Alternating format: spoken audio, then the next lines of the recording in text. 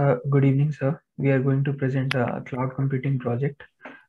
Group members are Rajat Jain, Jatin Lakhani, Raj Maru, Rohit Rawat, Yashaswat Vinod. So, in this project, uh, we are talking about a booking website named as the Peninsula. In this website, users can make room reservations here. They can view rooms, check prices, and add reviews. Some feature of this project that this website has two views. One is user view and the other one is in admin view. This website is deployed on Heroku, which is a platform as a service. This project also uses cloud database called MongoDB Atlas, which is database as a service. This website also uses cloud APIs in the form of software as a service for satisfying different use cases. Now we're talking about user. In this, user can log into the website either using the Google authentication, or we have the local authentication of the website. And uh, user can view all the rooms here. On clicking on a particular room, they can click on the more info button, and then they can see the description and the price of the room. On the same page, user can add comments and can also edit or delete his comments. Also on that page, a Google map of the location of the hotel has also been embedded using Google Maps Cloud API, by clicking on which user can easily navigate to the hotel. And also on the particular room page, user also see a book now button, which redirects the user to booking details page, where he or she can fill dates and other necessary details and proceed to pay. On clicking pay now, user gets to PayPal payments page, where he can payment using PayPal account or credit or debit card. And user can also see all bookings made by him on the bookings page. Now here we see the website. In this, at the right hand side, we have this authentication module, in which we have the local authentication of the website as well as the Google authentication. And now as we click on more info in any of these photos, then we can simply see next slide. Then we can simply see that we can see the facilities of that particular room, like air conditioning and all that. And we can also add or delete the comments here in the add new comment button, and we can like book this room, and the price is also mentioned. Okay, so the next slide. Now we are talking about the admin view. Admin role is given to the owner of the hotel. Admin gets some additional functionalities. He can add new rooms, edit their details, and delete the non-available rooms. Admin can also see all the bookings made by the users and their details. These are some additional functionalities for the admin view, where the admin can see all the booking details like this, like booking ID and the name of the user. And in the right hand side, he or she, the owner of the hotel, also can add new rooms and new prices, new rooms to this website. So, okay, now we would be talking about the cloud components used in our project. So we have used three cloud services: a platform as a service, database as a service, and software as a service. So in platform as a service, we have used Heroku. For database as a service, we have used MongoDB Atlas. In software as a service, we have used GitHub, Google Maps Embed API, Google Plus OAuth API, and PayPal Payments API. So now we will talk about a platform as a service. So platform as a service is a complete development and deployment environment in cloud with resources that enable us to deliver everything from cloud-based apps to cloud-enabled enterprise applications. So resources can be purchased in platform as a service. Resources can be purchased from a cloud service provider on pay-as-you-go model. Like infrastructure as a service, platform as a service also includes infrastructure, server, storage, and networking, but also middleware development tools, business intelligence services, database management systems. So platform as a service is designed to support complete web application like lifecycle, like building, testing, deploying, managing, and updating. Some examples are Microsoft Azure, Heroku, Google App Engine, and Apache. So these are some of the major advantages of platform as service. So firstly, it is cost effective, allowing smaller organizations to access the state-of-the-art resources. It also provides a path for accelerating software development. It allows companies to focus on what they specialize in without worrying about the infrastructure. Other advantages are it is cost effective. We don't have to pay during downtime, time saving. We don't have to maintain the infrastructure. Speed to the market, that it speeds up the process of the deploying and website creation. Increased security. PaaS provides increased security technology expertise, dynamically scale. We can rapidly add or remove capacities in the peak times and scale down when according to our needs. Flexibility. It allows employees to log in and work applications from anywhere across the world. So now we will talk about the Heroku, which we have used for deploying our website. So Heroku is a cloud platform as a service which provides services and tools to build, run, scale web and mobile applications. It supports multiple programming languages such as Node.js, Java, Ruby, Python, PHP, Go, and many more. All the Heroku services are hosted on Amazon EC2 cloud computing platform. Some key advantages due to which we use Heroku is it is easy to use, developer centric, free to start, easy to scale. Developer can focus on coding rather than server management, and has powerful CLI and has great third-party support. So this is the basic Heroku architecture. As you can see, all the HTTP requests from the web are first reach to the routers, where they then get to the dynos, and all the API keys we get from to the Heroku API. And at the bottom, these are the add-ons, which are some third-party services which can be added on to the Heroku. Now, how the Heroku works. So these are the key segments of Heroku platform. First is the dynos, where the application code actually runs, and routers, which ensures that application receives the request from the users of the web.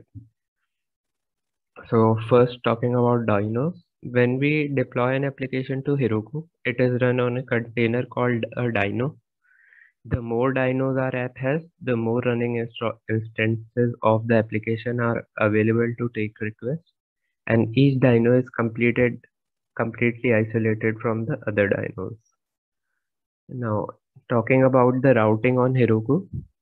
So when a user types an URL into the browser or try to make a request via API, we need to connect the user of the application running somewhere else on Heroku platform. So the Heroku router is a piece of software which acts as a gateway between our user and the dynos that are running our code. In its memory, it is aware of every single application currently deployed to the platform and the external URLs that each of these applications should respond to. So the deployment on Heroku. So all the deployments on Heroku are carried out using the Git source control system. Heroku integrates with GitHub to make it easy to deploy code living on GitHub to apps running on Heroku when GitHub integration is configured for a Heroku app. In our project, we have used automatic deploys, where Heroku automatically builds and releases all the pushes to the specified GitHub repository's main branch. When we push into the master branch, we initiate a deploy, and Heroku starts making a repository ready for deployment. So now these are the build logs which we have obtained after while deploying our website. So Now let's look into the database service used, that is MongoDB Atlas. Before starting over, let's see what is database service. Database service, also known as managed database service, is a cloud computing service that lets users access and use the cloud database system without purchasing or setting up their own hardware, installing their own database services, software, or managing the database themselves. Now, this also comes with another advantage, that is that the cloud provider takes care of everything, the periodic upgrades, to the backups, to ensuring the database system remains available by using SLAs by 24/7. Now let's look into what is MongoDB. Right, let's look into the benefits of database as a service, mainly being cost saving. We don't need to purchase additional capacity for future bearing. The easy scale up and down, whereas on-demand increase and decrease provision additional storage and computing capacity can be asked for. Simply less costing management, as the IT, as the burden on the administrative IT has been reduced of database management. Next, being rapid development and faster time to market as a part of the managing the database is remote. Database and application security as a default, encryption of data at rest and in transit, integrity, identity, and access management controls that are provided. Reduce risk as service level agreements, guaranteeing a certain amount of uptime at all times. And then service and software quality is also increased as it is divided into different parties of third parties as well as second party of software. Next, please. Now looking into MongoDB. MongoDB basically provides us both traditional relational database strengths as well as NoSQL and big data strengths as innovation. For example, in the relational database strengths, we look at expressive and query language and secondary indexing, ACID transactions, as well as enterprise security and management. Now looking into the NoSQL and big data strengths comes into the dynamic and flexibility of JSON, followed by easy scaling and distribution of networks, followed by multi-cloud and data being in multiple areas. Next, please. Now let's talk about MongoDB Atlas, a database as a service which provides for multi-cloud by the same people, which is built by MongoDB. Now looking into the benefits, JSON is a document data model which is easy to write applications in. It allows flexibility to model for a wide variety of use cases, also while enabling us to easily evolve our data structures. Next, unified query API is the most natural way to work with data in any form. Atlas extends MongoDB's flexibility with the ease of use to building full text search, real-time analytics, and event-driven experiences. We can easily scale our workload securely and confidentially as it provides end-to-end encryption as well as multi-cloud support. Next. Now, so as to how we connected our MongoDB to Heroku. Firstly, we had to create a cluster where we can deploy our clusters. Then we create a cluster. Atlas offers 3 types of clusters, mainly being shared clusters, dedicated clusters, and dedicated multi-region clusters. We selected a shared cluster as it is free to use and it is suitable to be used with projects in development phase. MongoDB Atlas also provides various cloud providers. So we selected Amazon Mumbai region so as to faster retrieval of data, which is closest to our website. Now we have to select a cluster tier, which talks about the RAM, the storage, the CPU, and other criteria on which we base our usage, followed by creating an authorized users for database access. Now we will talk about the IP addresses which are directly allowed to access the database.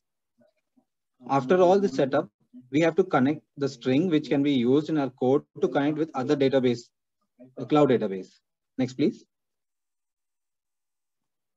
Now let's look into the dashboard of MongoDB Atlas. Basically, this shows the 4 graphs. First being showing the read and write speeds. Second, followed by the number of connections presently on the site. Third, followed by the amount of information going in and out of the database, as well as the size of the data which is being backed up into the native database system. Next, please. Now we'll be looking into GitHub. This is a web hosting functionality for software development, distributed version control, as well as source code management. GitHub uses Git as a distributed version control system.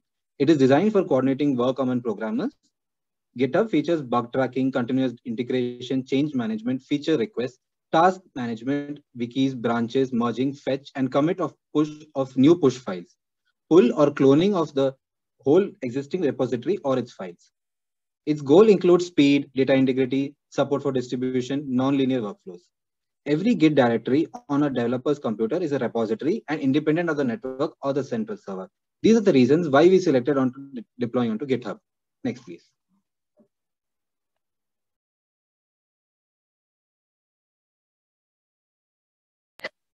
Google Cloud Platform.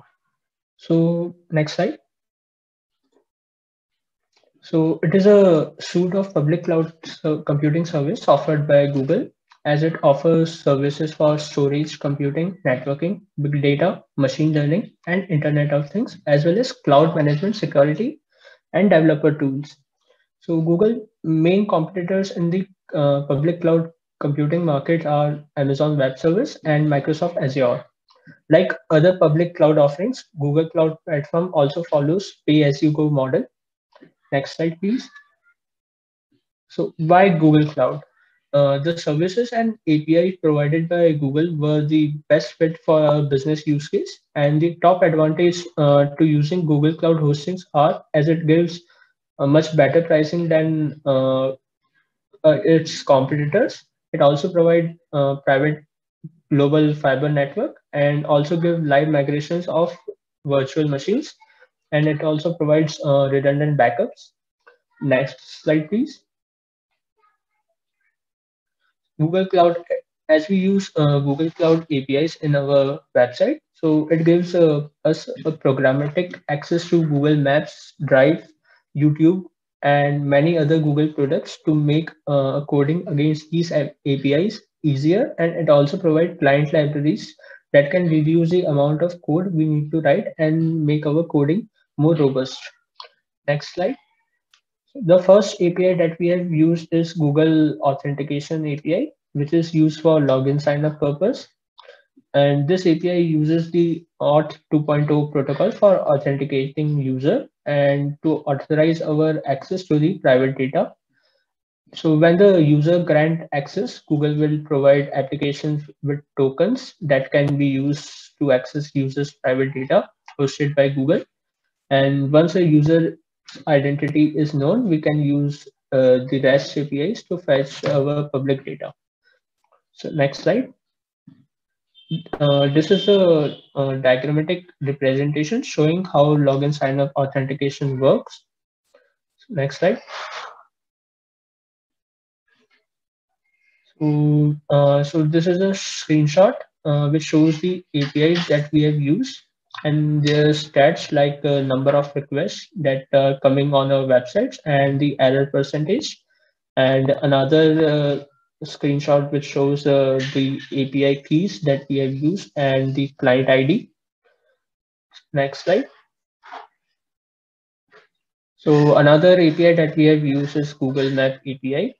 So Google Map API is basically it is a platform offers SDK for both Android and iOS, as well as APIs for websites. And we can embed Google Maps directly or use web services to create custom experience for maps and street views.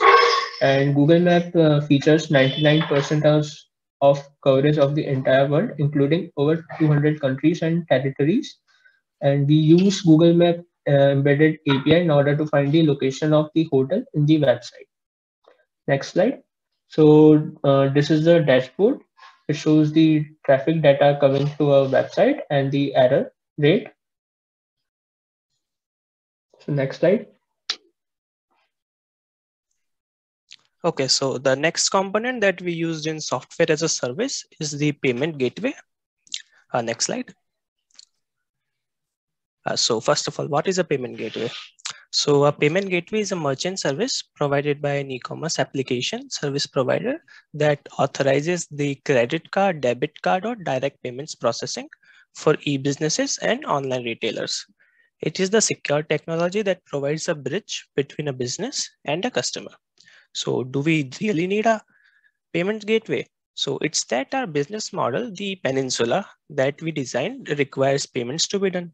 So the buyers will be looking out for booking rooms of different kinds, and the merchant wants to them to be able to book, but only after getting some payments. So as long as we accept or want to accept payments online, we need a payment gateway. Without it, we won't be able to verify a customer's credit card, debit card, or bank account information, process the payments, or finalize the sale. So how the payment gateway works. Next slide, please. So looking it from the user's point of view, how a user experiences it. So most of the inner working details for the user are abstracted. What a user sees is that, so let's consider a user who wants to buy something, or in our case, wants to book some room. So he will hit the buy now button, or in our case, book now button. Once the user hits this button, the payment gateway will take action. So it will securely send the customer's credit card information from our website to the credit card payment network for processing, or the bank account for processing. So then it returns the transaction details and responses from the payment network back to our website to tell if the charge is authorized, allowing the order to be completed. Next slide. So exploring more, what actually happens in a payment gateway. So the customer visits the merchant store and buys, or in our case, books something. The merchant store connects the user to the payment gateway with the transaction details. On the payment gateway page, the user enters its payment details in the form of either credit card or debit card information, or the bank information, or the wallet, or the UPI details, whatever is available in a specific region. The request with the customer's payment details is then transferred to the payment processor, which processes the payment. It passes the customer's information to the issuing bank. Once the transaction is approved, it connects the issuing bank with the merchant account to transfer the funds. While a payment processor is requirement to process the transaction, a payment processor alone doesn't help securely authorize the transaction. So in that case, a payment gateway is needed. It securely authorizes the transaction and ensures that payment is done successfully. So after the transaction process, the response is generated by the payment processor and transferred to the payment gateway, which the user can see, and the response is also transferred to the merchant store, where the user can see the details of the transaction, and the same is used by the merchant store to provide the services to customer. Now moving on to payment gateways. Next page, please. So in India, the most commonly used payment gateways are PayPal, Razorpay, Stripe, Braintree, that's provided by PayPal, Authorize.net, that's provided by Visa, Paytm, InstaMojo, and CC Avenue. Next page. So here comes the question, how to find the best payment gateway. So to find the best payment gateway, find the one that best fits the unique needs of a business. The main components to look for are the security and fraud protection, that it must provide some security, hosted versus self-hosted. So a hosted will propagate the transaction to a different page, and in a self-hosted case, the website itself connects the user payment details to process the payments. Next, customer experience must be great. The implementation must be easy. And if we want to accept some international payments, so there must be some international capabilities available as well. The payment gateway fees should be minimum, and the other optional features are always welcome. Next page. So looking at all of these, we chose to use PayPal. So why PayPal? The PayPal commerce platform gives a payment gateway and a payment processor all in one, making it thus simple to start selling. There are no setup or monthly fees for PayPal commerce platform. And with the PayPal commerce platform, we get security that helps us simplify the work with basic fraud detection for no additional cost. Customer experience. The PayPal accept all major credit and debit cards along with some more options, so our customers can pay the way they want. And the implementation. PayPal's payment gateway is pre-integrated with all major shopping carts and works with almost every payment processor, so we don't have to worry about any difficulty incorporating it into our operations. International capabilities. The PayPal can accept payments in 25 currencies from over 203 markets around the globe. And there are some optional features as well, like PayPal's payment gateway can help us process recurring payments automatically. Additional protection and security tools can also be added along with buyer authentication.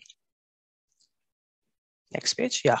So these are the screenshot of PayPal's payment gateway page that opens up after the user has clicked on Book Now button. So as we can see in the left image, there is the login page of PayPal with one more option of pay with a credit or debit card is also provided. So the user can directly pay by logging in through their pre-saved details or can pay through credit or debit card. After clicking on the debit credit card option, on the right, there is the payment page with all the payment details showing the amount and asking for card information and the billing address. Next page. So as per the conclusion, we can say that we have successfully built a website that provides the facility of booking rooms, and that is using various cloud components to satisfy our business needs. We use the GitHub as a version control software that also stores the current implementation of the website. We use the Heroku platform for hosting our website. We have successfully used the MongoDB Atlas to store the user details. We successfully integrated various Google APIs provided by the GCP platform. And finally, we successfully integrated the PayPal payment gateway for processing all the payments. So this concludes our presentation. Thank you.